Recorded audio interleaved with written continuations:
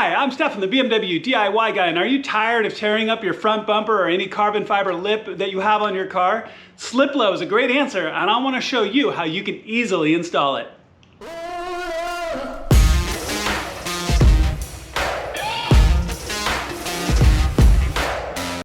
All right guys, so let's talk about this project really quick before we do it. Now I've got a really great advantage today. I'm gonna be installing the Sliplo on my brand new carbon fiber lip that I'm gonna be installing, so it's not on the car yet.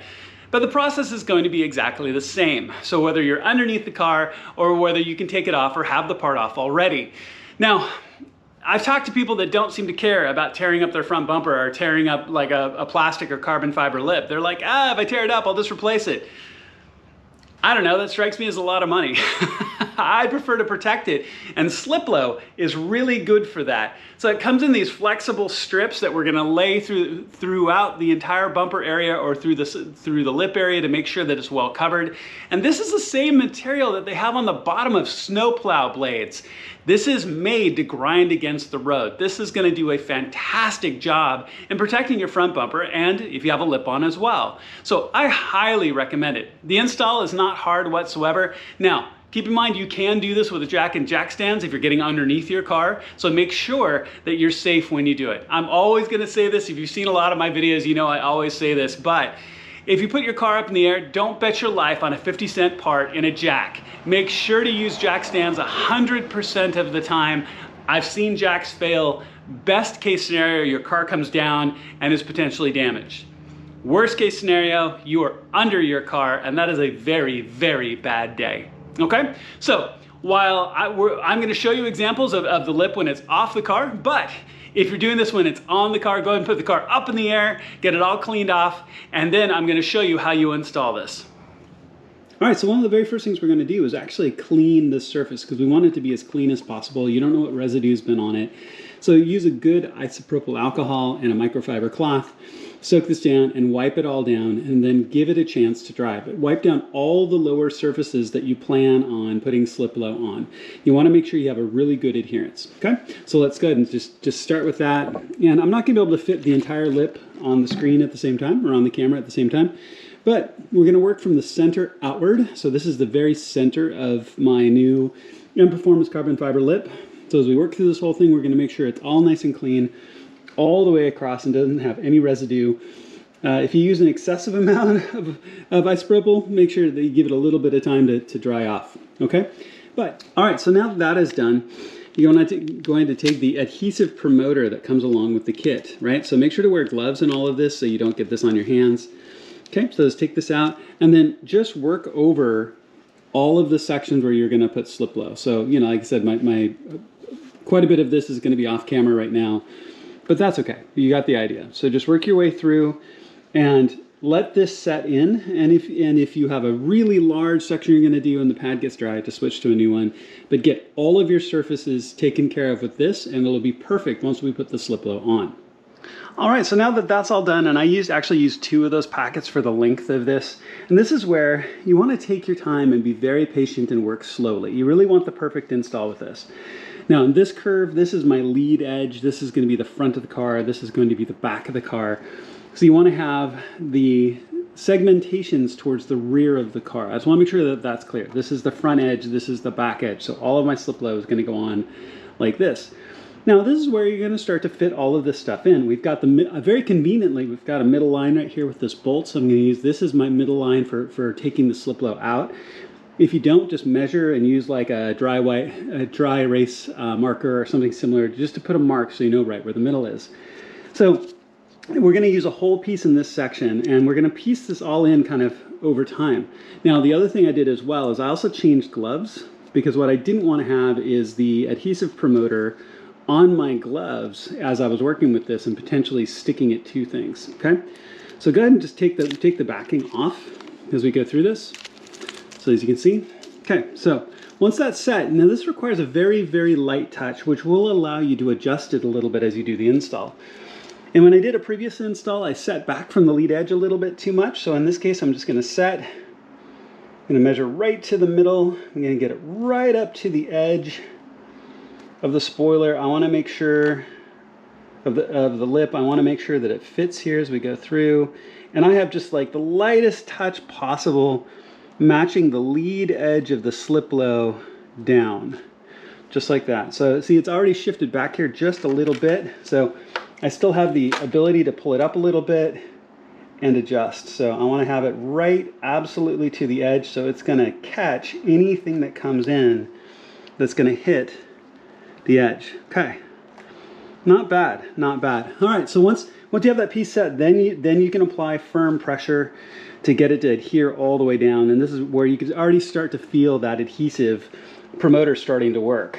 Okay, so get that set in there all really nicely, just like that. Now, this is where you're gonna have to do a little bit of creative work as you go through this, as you kind of decide how you're going to brake through your particular car, right? How your car is going to set up with this perfectly.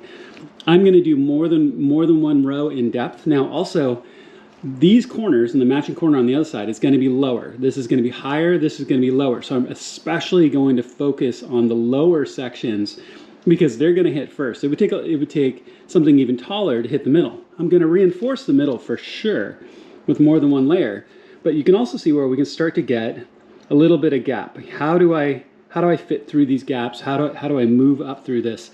Now, a couple of choices here.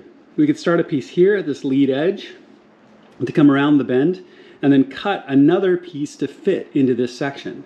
What I'm probably going to do in this case is actually go ahead and fit one in, because it almost fits almost perfectly. So if I take this and I cut this piece right here, I can press this in very, very nicely and get the next piece started just off of it. So I'm going to take this and cut this little 2-finger section off and place that in and continue my line down. Okay, so let me get that little bit set, and then I'm going to show you as I continue down the line. Okay, so let's catch up here a little bit. So I've always planned on doing double layers, so I got enough Sliplo to do both. On my previous install, I kind of did a single layer across the front, and I found a couple of times that I had a couple of scrapes a little bit further back. So on this new lip, I wanted to do a double row. So you can see where I fit it back. So I cut a piece here. So as I came around with the big piece around this bend, you can see where it came to the end here, and I cut off the end, which was perfect because then I used that section here. And you know, taking this slowly and good fitment and it looking symmetrical is important as you go through this. You know, you're not off and under your car, but you don't want it to look bad when you are. Okay, so make sure you come around this bend. You can see I've started to fill in sections here. I could have potentially done 3 rows, but I don't see a point in that. 2 is perfect. And I'm going to put an additional row here across the middle, and I haven't done this other side yet. But you can see how this all starts to fit together. So I'm going to do the same on this side. Now, in addition, also, remember this gap here a second ago? I took a 2-section piece and attached it and then continued the same piece here, which gave it a little bit of additional flexibility on this bend right here. I found that the bend of the material was really severe, and I wanted to make sure that it stuck down. You could have potentially done it with just one piece. I'm willing to bet it would stick down, but in this case, I wanted it to form fit kind of perfectly. So fit all these pieces in and work your way through. Like I said, I'm going to add another layer here. I'm going to start this whole new row down this side and make them symmetrical on both sides. But as you can tell, this is really straightforward and easy. All right, so now that you've got everything in place, everything's placed exactly where you want it to be, and I'm really pleased with this. One of the last things you want to do to promote quick adherence and that you don't have any cure time essentially is go ahead and use the heat gun on a low setting. You can also use a hairdryer if that's all you've got as well, and just warm all of this up. And just warm up all of this rubber and vinyl, and it will stick down even better, and it'll be rock hard solid.